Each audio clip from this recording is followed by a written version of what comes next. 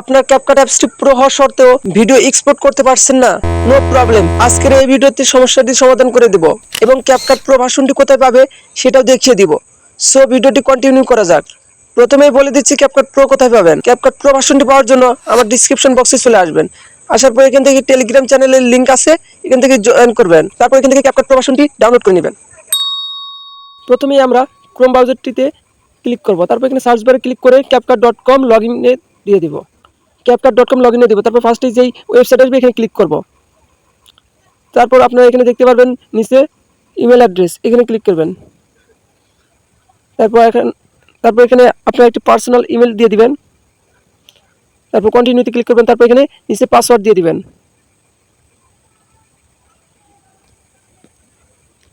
এবার সাইন আপে ক্লিক করবেন।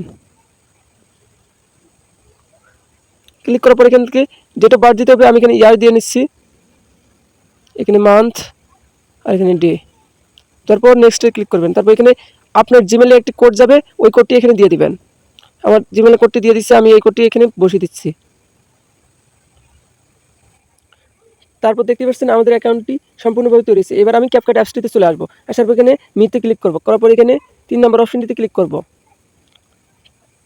ক্লিক করার পর এখানে একটু আগে যেই জিমেল এবং পাসওয়ার্ড ক্রিয়েট করেছিলাম সেই পাসওয়ার্ড আর জিমেল দিয়ে দেবো। তারপর কন্টিনিউতে ক্লিক করলে আমাদের কিন্তু ক্যাপকাটটি চালু হয়ে যাবে।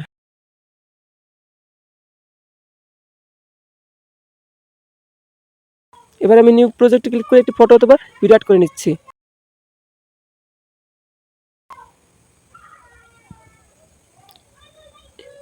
এক্সাম্পল হিসেবে দেখার জন্য আমি এখানে এক্সপোর্ট অপশনে ক্লিক করলাম।